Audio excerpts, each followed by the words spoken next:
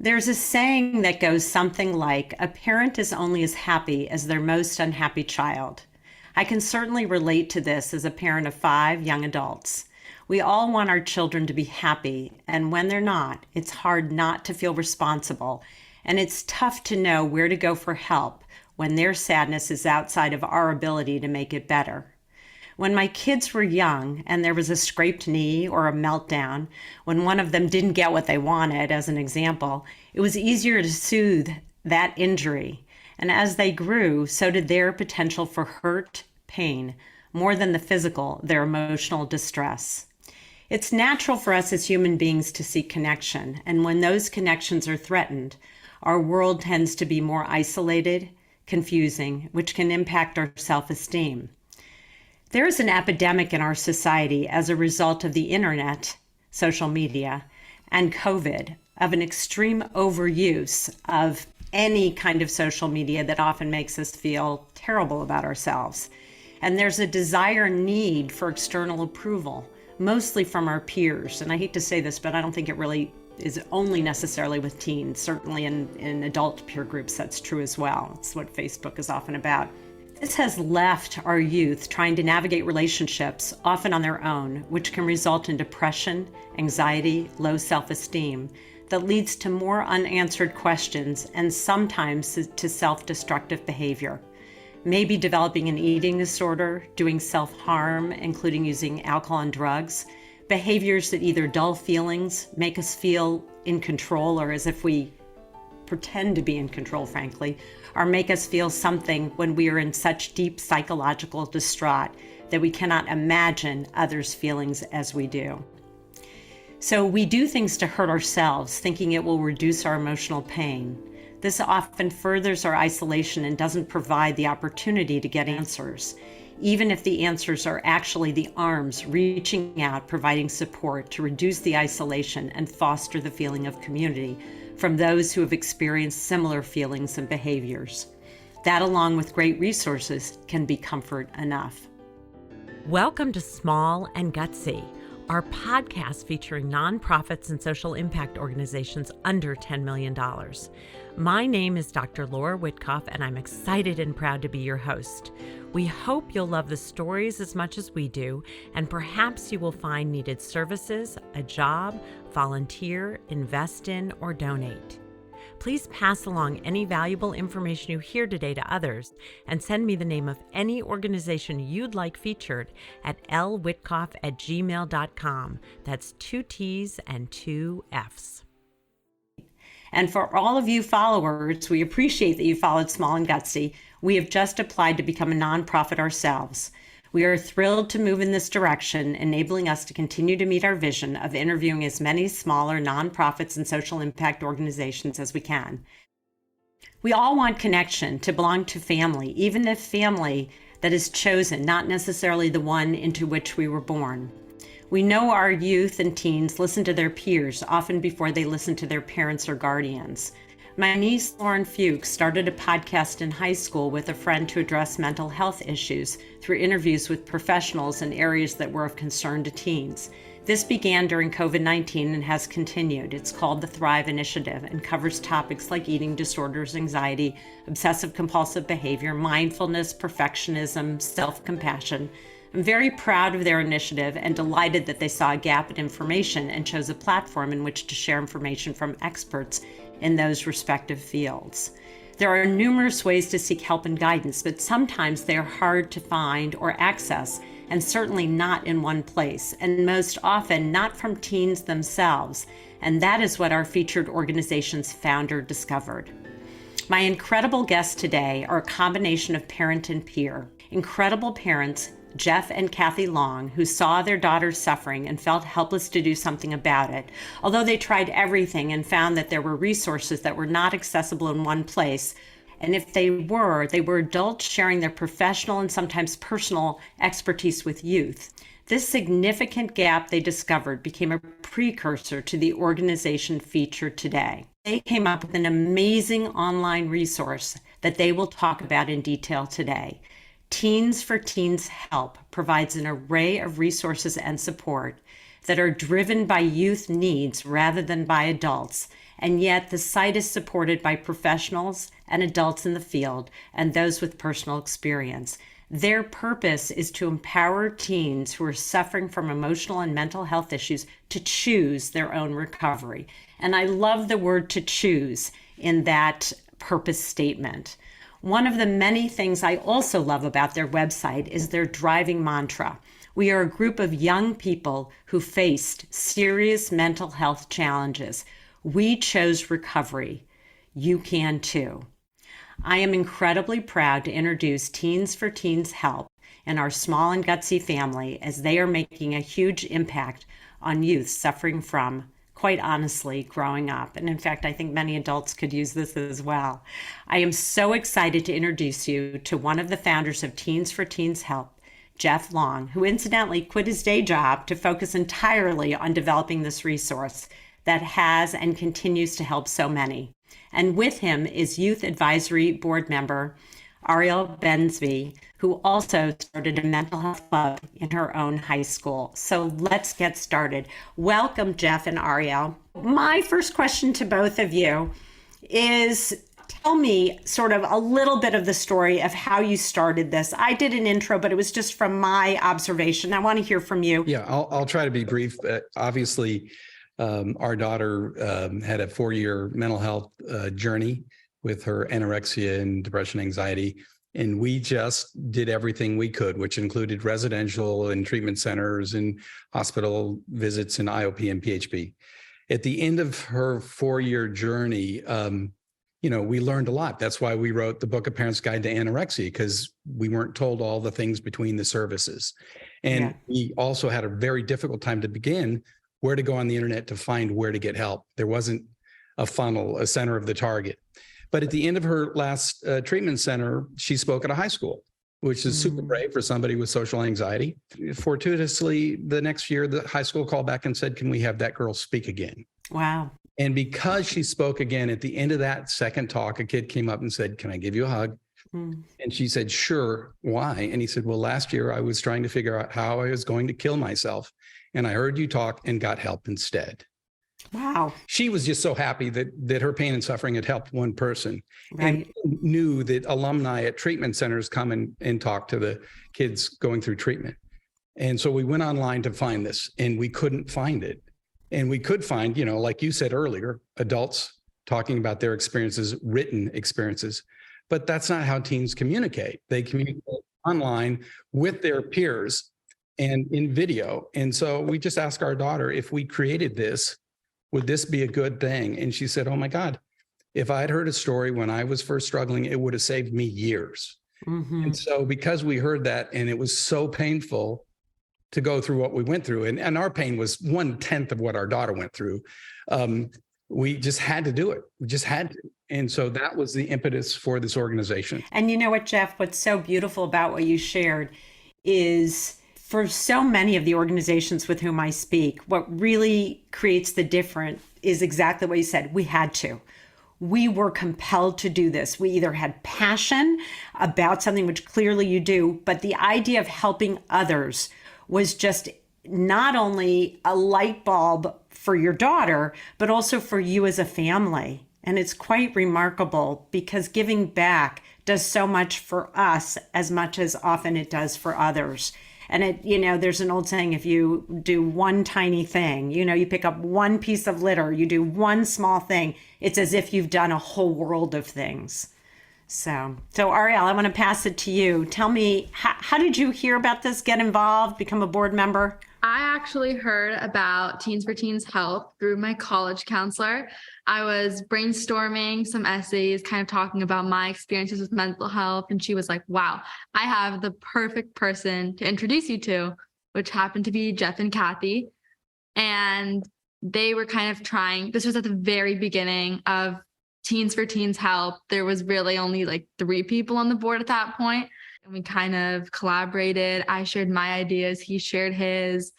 And from there, everything began. So great. So you had already had a mental health club in your high school. Yes, I did. So this kind of gave you a bigger platform to be able to reach many more youth and teens. Yeah, definitely. How long has it been? 2 years. Yeah. So share with me and with my listeners some of the things that you offer. I certainly want everyone to go to the website and check it out because it is vast, but why don't you share a couple highlights on the website? Let's start with you, Ariel, what sort of are the highlights on the website for you? The absolutely best thing that the website offers is the recovery stories. There's really nothing like that. And in my own mental health club, actually, I found that the most successful tool was the fact that all these struggling teens, it actually started in the pandemic. So it started out as a virtual club over Zoom. So all these high school students were joining our Zoom meetings and were sharing all these stories. And then it was like, whoa, wait, you're going through that too? You're also lonely in the pandemic? Wait, you also have anxiety now? Wait, you've also been depressed? And everyone was kind of like, whoa, like that's a lot taken off my shoulders just from knowing I'm not the only one going through this. So I think that by Teens4Teens Help offering all these stories of real teens going through these things, that's kind of like the first step to a struggling teen knowing, hey, like I have no shame in what I'm going through. I'm not the only one going through this. And hey, like these people made it out. These people got better. So can I.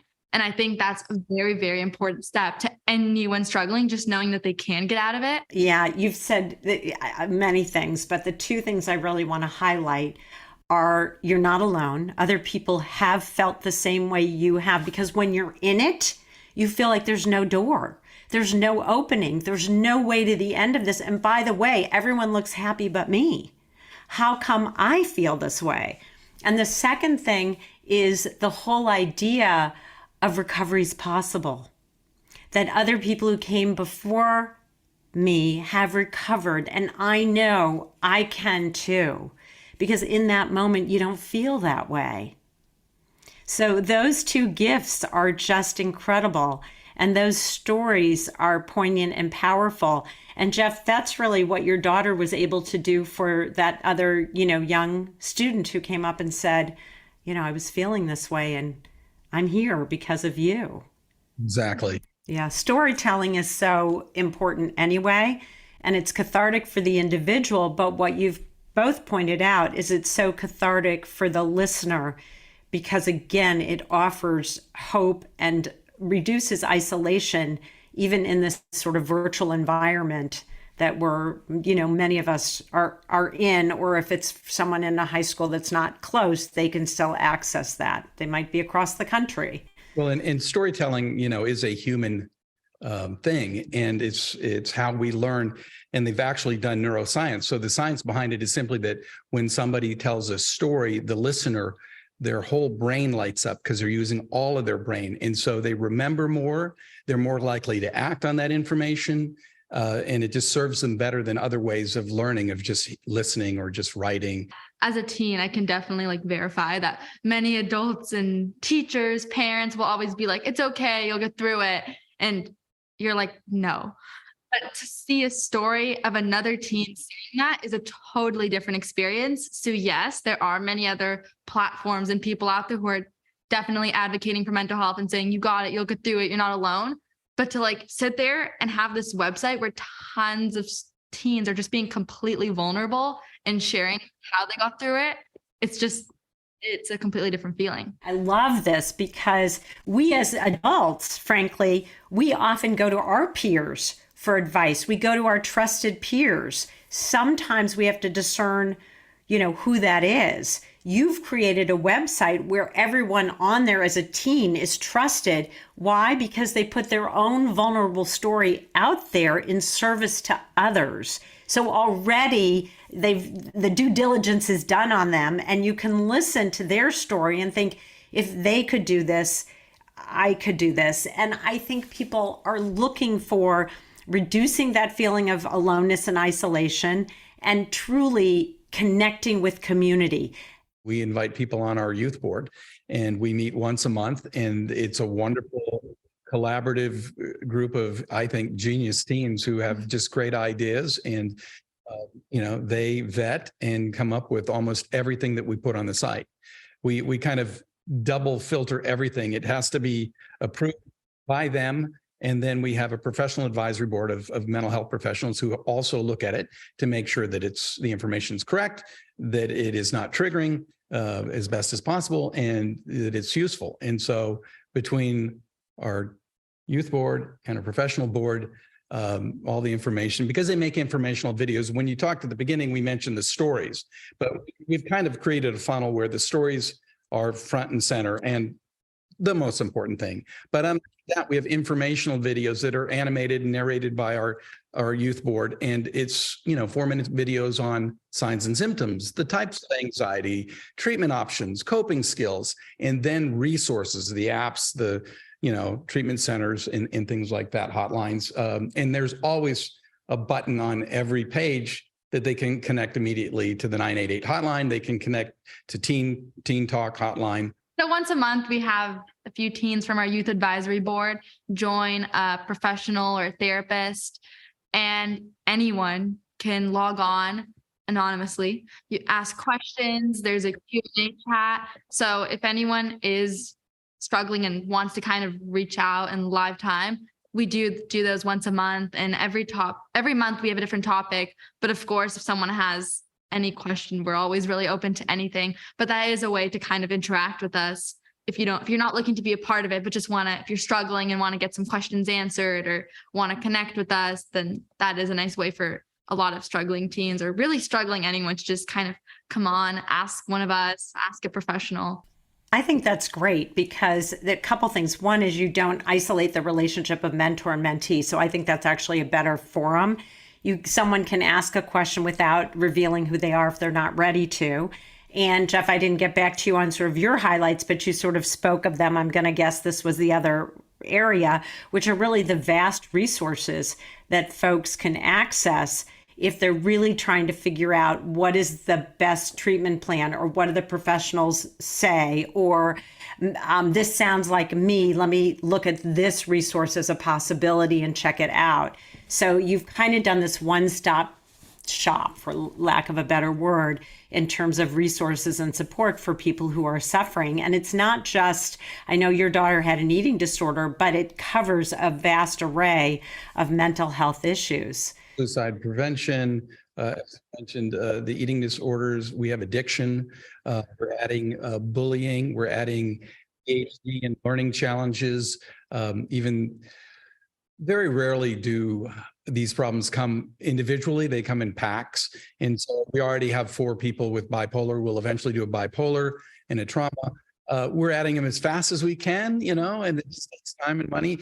We're just really excited because we see the momentum starting. We see teens reaching out to us to share their stories, and we know it's working without any advertising. We've been seen in 55 countries. A girl from India write us, and they showed it in her classroom. We've had high schools here who've shared it with their entire 10th grade class. And so, we're just excited that we can be part of the solution. And I got to tell you, the greatest part of my job is working with the youth advisory board.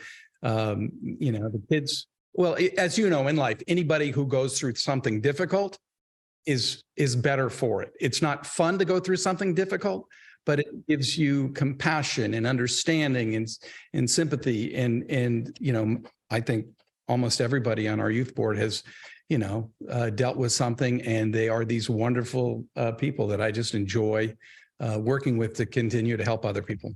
When you're helping others, it's sort of like when you get to teach something, you learn it sometimes in a new way, or you learn it better. And so this really gives, I would imagine, every youth, this is my projection, we'll see if it comes true, is going to be an incredible adult because of the tools and the resources and the resilience and the strength that they've learned not only from their own experience, but Jeff, what you and Kathy have really created with this incredible team of youth and adults to put it in a place that is productive and useful for so many others. And to consider 55 countries is just amazing, because there are other countries with youth who do not have access in the same way. So even if they can't access the resources that you post, they access the stories that may put them in a hopeful mindset. Just the idea that they're, again, I hate to keep going back to this, but we've all felt this at one time or another when we've had pain, is we think we're the only ones experiencing it. And the truth is we're not. We just don't talk about it. So tell me a little bit about the brainstorming in those monthly, when you get together. Share sort of what do you all, if you can, talk about? How did things come up? Well, I'll be happy to start, and then Ariel jump in. But, we usually have a list of things that we're working on, and, they have to review the videos before they go on the site. And so we'll ask them to do that. They have to volunteer and figure out what the next Teen Talk is going to be about. What is it like for you? Yeah, Jeff and Kathy usually form a kind of broader list of what they would want to cover. And, from there's lots of little pieces that go into it. Once you start something up, there's usually 100 different ideas that form from that one idea as well. So usually we'll kind of bring something up and then we'll be like, hey, it would be cool if this happened. And that kind of reflects a different idea in someone else. And from there, it's kind of a domino effect until we all kind of agree on what we feel would be the best idea. Like just at our recent meeting, we were voting on like a video to use for our Giving Tuesday donations. So we all went around, we had like 8 options and we had to go with one. So we all went around and like talked about why we feel our favorite one would be like most representative for the site. And then from there, someone's like, oh, like, wait, this is, it just kind of like everyone shares their ideas until we kind of collaborate on one big thing. So I would definitely say that our projects are definitely like fully it's not one person.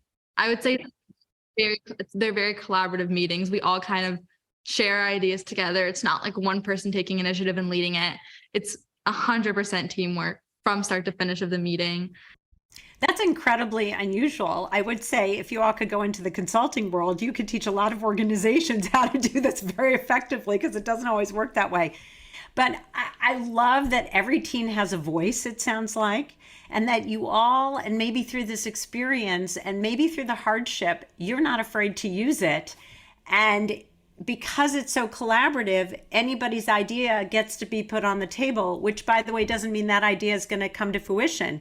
Adults need to learn that. Oftentimes they don't, just from my experience in the consulting world. So I love that you all have created this bond. And is that meeting always in person? Can some people be online? How do you work that? It's once a month and it's on Zoom. But people like Ariel, who are local here, we also need teens to make these videos. And so we do a lot of, how to self-help videos. And she did one on how to do a mental health club, and she did some on stigma reduction. And so I'll say, who wants to do this? And they'll volunteer, and then we'll get together and create these videos.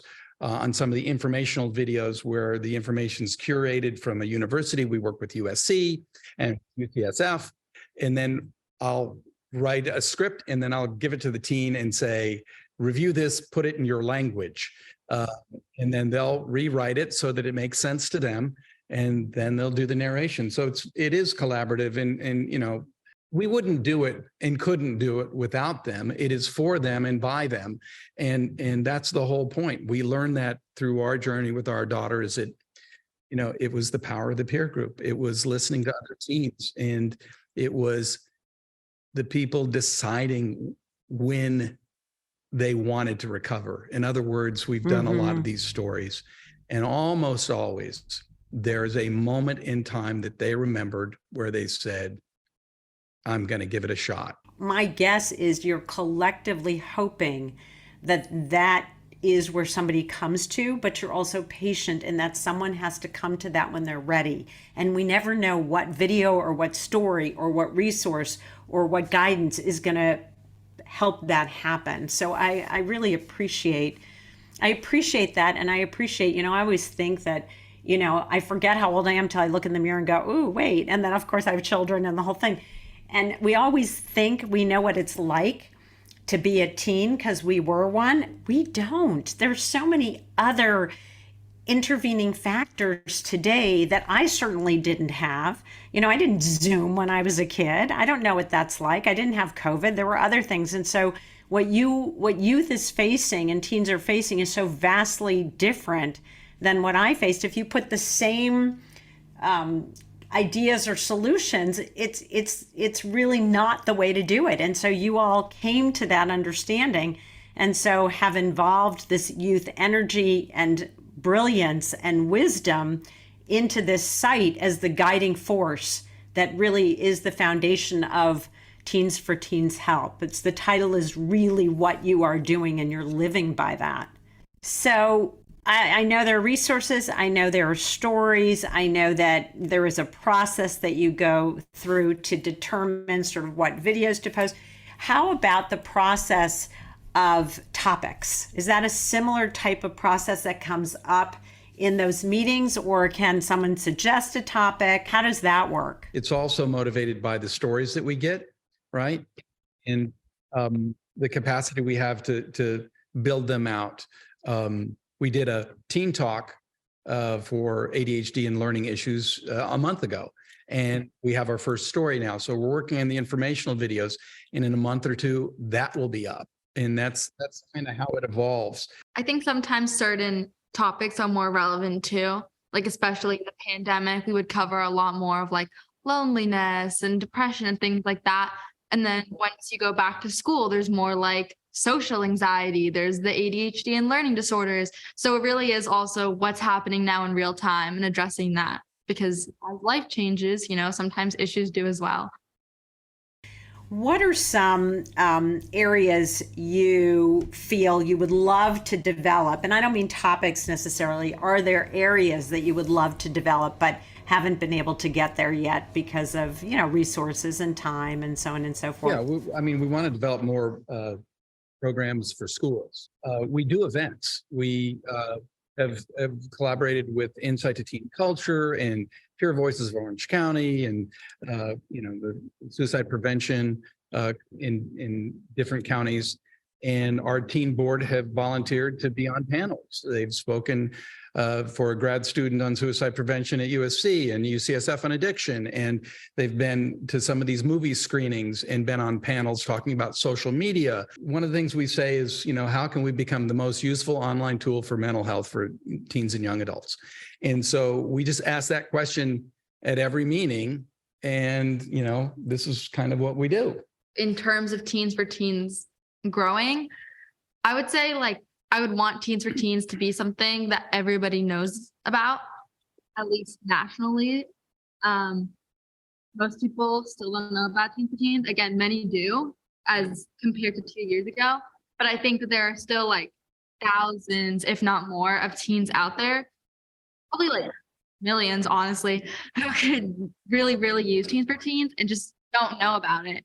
So I think kind of just gaining more of an audience and kind of expanding to more people. And I think the biggest way to do that is through school, some more high school programs like Jeff talked about. We also didn't talk about the entire self-help tab that we have. There's some art therapy in there. There's some mindfulness. There's some yoga. And we're adding to it all the time. The teen board, it just is coming up with the playlist. Music is such a powerful thing, and we're encouraging teens to have their own powerful, positive playlist of songs that they can go to. And this is, again, a totally individual thing, that when they're feeling down, songs that'll keep them going. When they're feeling stressed, songs that will relax them. And this is different for everybody, but to have it on your cell phone, to have it at the ready, to prepare it. And so our teens are, explaining how to do that, and giving some of their playlist songs as ideas as well. Yeah, as bad as it sounds, it's definitely more appealing for a teen to want to do something like meditate or yoga if another teen is telling them to do. I mean, my mom has definitely told me to meditate, and I've definitely been like, no, that is not a cool thing to do. I'm not going to sit there for 10 minutes and meditate.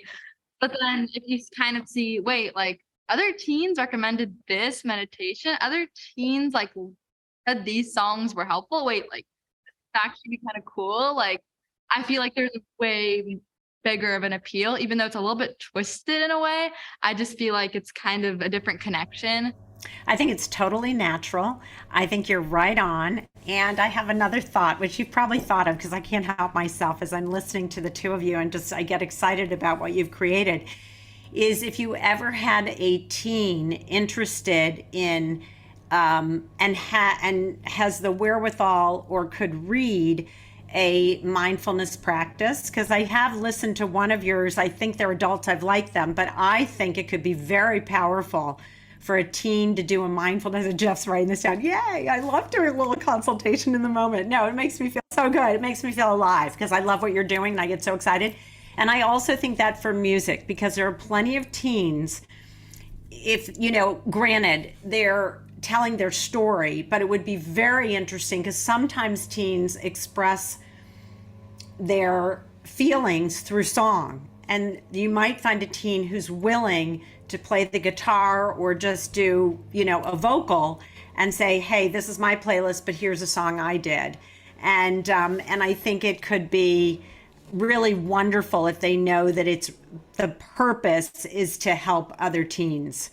It's just an idea. Throw it out with your teen group and see what they think about it. See, I'm really a teenager. I haven't really grown up in some way. We all are. We just get older, but we do. Stop at the Right. year. We think we can, but I agree with you, Ariel. If I were to say to any of my children, you should really do mindfulness, they'd roll their eyes at me. Meanwhile, I do it on a regular basis and know when I don't do it that I should be doing it for me.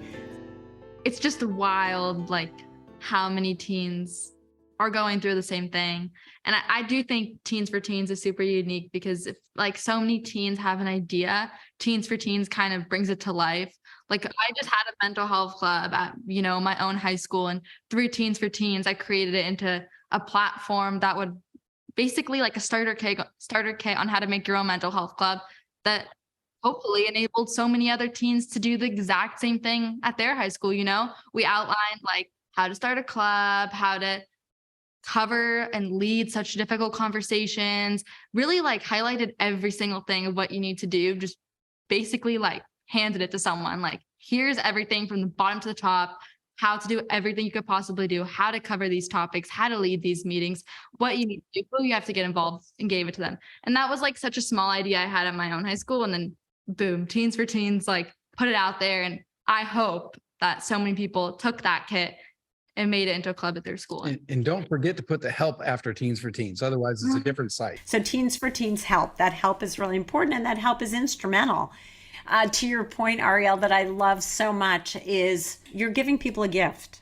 Not only the gift of the resources that are available, but the how-to, because the motivation for you getting the word out there, getting people to do something, really motivating folks to recognize that they're not alone. And if you have a club at school, that's one way to engage people in learning about their own mental well-being, and that it's not shameful, that it's really resilience and it's really strength. You and I grew up in a different generation, and people our age cannot understand the amount of pressure and difficulties that this generation is going through.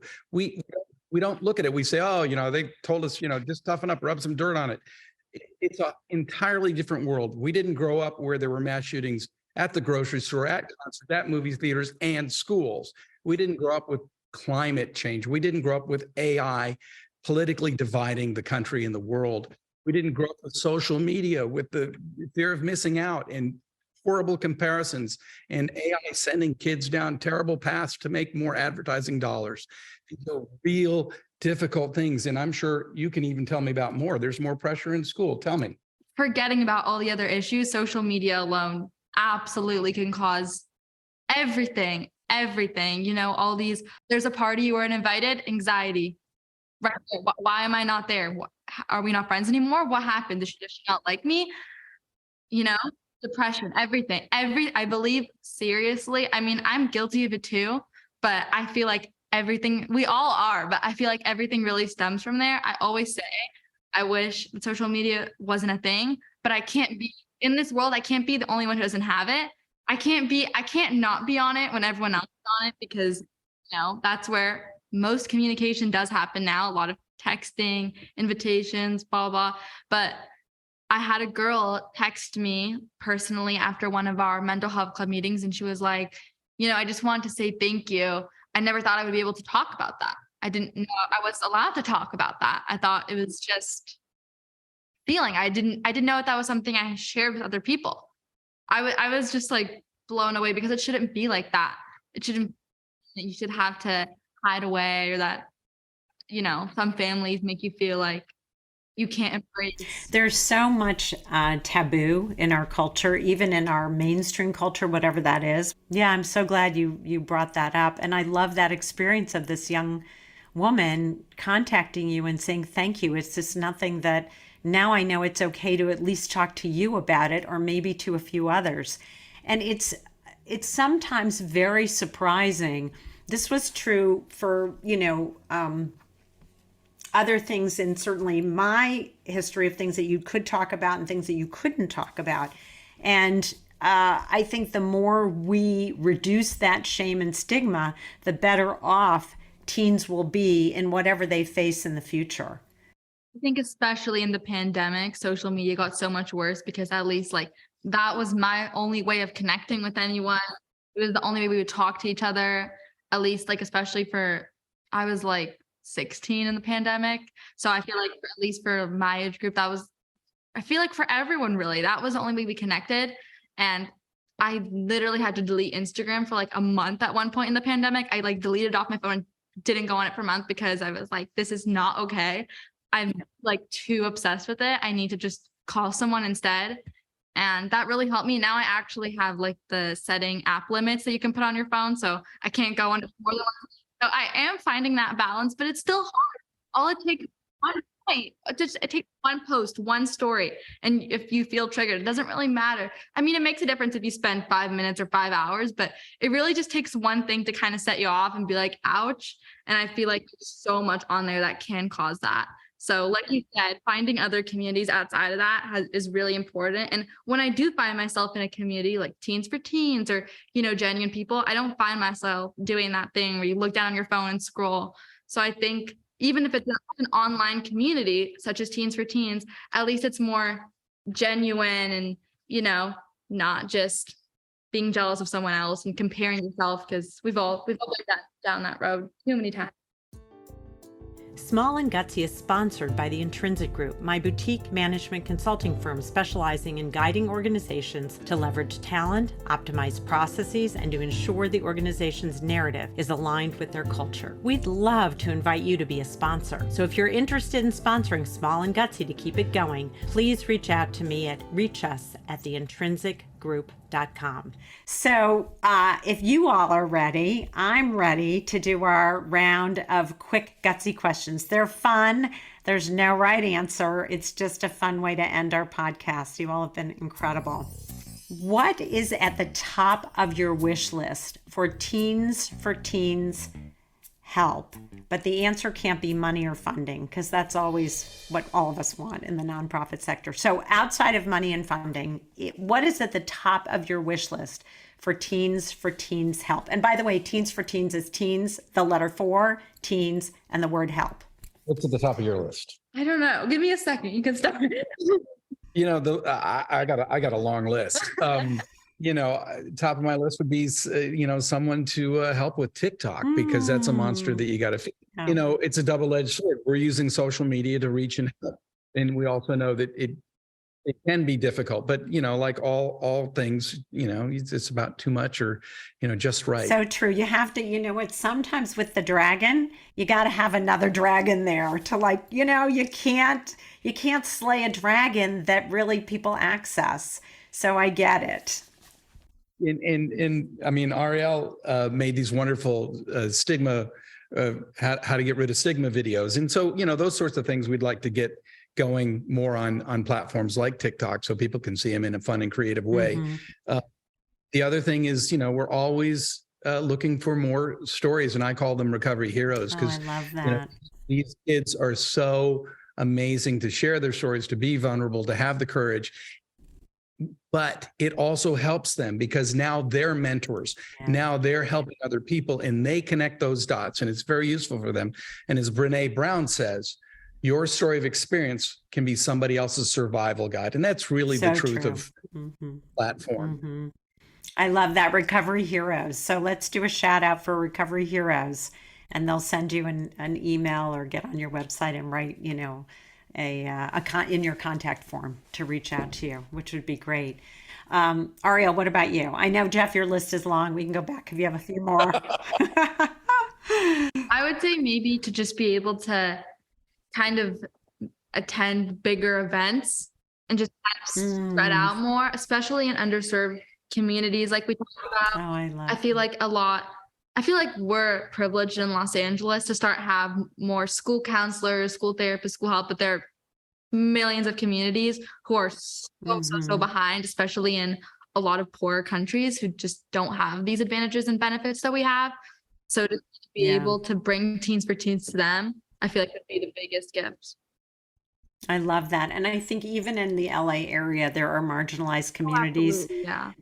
for, or there might be one school counselor for 1,500 kids. It's just too much. So if you were to think of a song that describes Teens4Teens Help, what would it be? Could be lyrics, doesn't have to be the title of a song because I never remember titles. Oh boy, that's going to be you. I genuinely. I'll go to my generation. I'll have Elton John, I'm Still Standing. And that's kind of the song for all the kids who have gone through something, and for our family. We went through something very difficult, and we're still here. And that's the point of it, is to make it through, to have the resiliency to learn from it. You can't see the rainbow without first experiencing the rain. I would say a song that I listened to as a kid, What Doesn't Kill You Makes You Stronger. I love both of those, are great. So you've said a lot about, I think, what makes your organization Gutsy, but I'm going to ask the question anyway. How is Teens4Teens Help Gutsy? What makes you Gutsy? Because you're part of our small and Gutsy family now. Well, we started out of the house and we're still there. What makes us Gutsy, I'll answer it literally, is the guts it's taken for these kids to share something so personal, something so difficult and dark, and the fact that they had the guts to get through it. It gives us all the hope that we can get through whatever we're going through. And believe me, everybody is going through something. I don't care where you look, it's happening to everyone all the time. And so it creates empathy and understanding. And that's why I think we're Gutsy. Why do you think we're Gutsy? I agree. I would just say our uniqueness is really what makes us Gutsy, just kind of the teen to teen idea. I haven't seen really anything like that. It's usually more adults and professionals behind the scenes, which is also great, but I feel like this is really effective in its own special way. Yeah, the only area that I've even seen that in is a suicide prevention. So I did a little search. That's why I did the intro the way I did. I do think you're unique. And I agree with you, Jeff. I think everybody who tells a recovery hero story, I love that, is truly Gutsy. And it's a beautiful thing because it teaches others to be Gutsy too. So what is something that outsiders, or maybe even a few insiders, It's a good one. don't know about Teens4Teens Help? It's a family. It started in a family because we went through something, and we wish we had this when we had gone through it. So we're creating for others something that we thought would be useful, and we're pretty sure is. The other thing is perhaps that we haven't put it on the site yet, but one of the powerful tools we used for recovery in our family was a rescue dog, and that's another evidence-based thing. And so Ace is our wonder dog behind the scenes. He's in some of the videos with you, eliminating stigma by eating the words out of kibble and cookies. I love it. I love it. Yeah, animals can be an amazing, amazing therapeutic comfort. And yeah, I think that should be a requirement for recovery, some kind of live animal sometimes the stuffed animals aren't so bad either, but yeah, I love that. Ariel, what about you? Anything that you can think of? Yeah, I would just say that we're all just like teens who have been through something, who want to help other teens. We're not very experienced. We've just kind of gone through our own fair share of troubles and want to pass on our passion and knowledge and experiences. I really appreciate that because Outsiders may not know you're not polished professionals. No way. You are real teens who have been through something. And so, but that in and of itself creates beauty for what you're sharing, because the genuine quality of what you're offering allows it to be accessible to those who need it. If you could get, and now we're going back to social media, so forgive me, please, for this last question, because we all use that in a good way, right? We're the dragon, the good dragon, not the evil dragon, right? If you could get one celebrity or influencer to endorse or talk about Teens4Teens Help, who might that be? I would say maybe Hailey Bieber, just because I've seen her talk about mental health a lot on her platform. And I feel like she has a lot of I actually follow her not because of Justin Bieber, but because of the mental health I've seen her talk about on her Instagram. And so I'm sure a lot of other people do too. So I feel like if she shouted us out, that would be kind of cool. Just kind of. Oh, I have another. Emma Chamberlain. She used to be my favorite YouTuber growing up, and she's a podcaster and kind of like influencer now. And I just love her. Her podcasts are the most relatable things on the planet. Like, she's so down to earth about everything. And so many people know her for that too. She's just like so unfiltered and raw and just real. So I feel like if she were like, go follow Teens4Teens Help, like they know what they're doing, everyone would listen to her, because everyone who follows her just knows her for being like the coolest, realest person ever. Like, she's my icon. I love her. Yeah, I think it'd be really cool. And since you follow her, maybe once this comes out, you send it to her and say, hey, we mentioned you. And I'll try to do the same. I usually try to hashtag or do something on Instagram. Yeah, good. You can have more than one. Your answers are the most important one. I mean, I think there's a lot of separate celebrities out there who have personally dealt with their own mental health issues and care. And, I do know a lot of singers who do it. I know that my wife would want me to say Pink. Pink is great, actually. She has been totally out there with what she's gone through. Yeah. And, in the early days, Brooke Shields also, because she went through postpartum depression and really had to fight that battle. So there's a lot, but Pink is great. I like that. It's terrific. So any last comments or thoughts?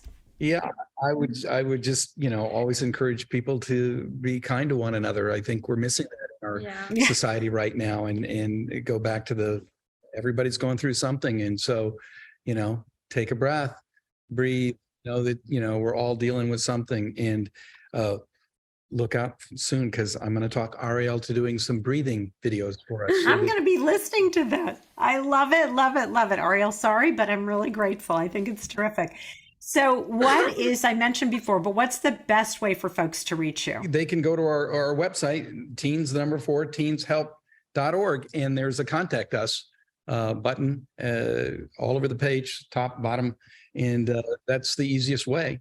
And they can access the resources, send you a note, look at the videos, whatever they need at that moment, which is terrific. So I just want to take a moment and thank both of you. I had a wonderful time, not only learning the detail and the depth of the story behind Teens4Teens Help, but also the vast array of offerings that you have that continues to grow, and the depth at which your volunteer teens are there because they want to be there and they want to help. And I'm impressed, and I really appreciate you spending this time with me and joining the Small and Gutsy family. Laura, thank you so much for having us. We really appreciate it. And we love Small and Gutsy. It's a wonderful podcast. And so we'll be some of your supporters in any way we can. Thank you for listening. If you like this podcast, please share it with your friends, give us some stars, and write a review on wherever you listen to podcasts. And if you're interested in sponsoring a Small and Gutsy episode to keep it going, please reach out to me or buy us a coffee at www.buyusacoffee.com. buymeacoffee.com/small-and-gutsy. Just an FYI, for those of you who might want to be a Small and Gutsy patron, we just released our Patreon site with some really fun first edition Small and Gutsy merchandise. So check us out to support this effort at patreon.com/small-and-gutsy. Of course, we can't take responsibility outside of our own vetting of the organizations we interview, meaning we encourage you to do your own due diligence and research them as well. I want to thank my partners in this endeavor, the Intrinsic Group, the volunteers, my co-producer, sound engineer, and composer, the amazing Pavel Franson, Nate Addy for the exceptional logo, and all the friends and family who have guided and inspired me. A very special thank you to my biggest champion, without whom I could not have created this project, my very best friend and a true sounding board. Thanks, Mark Witkoff. Thanks for being there. From small and gutsy to big with impact, I'm Laura Witkoff, and thanks for listening.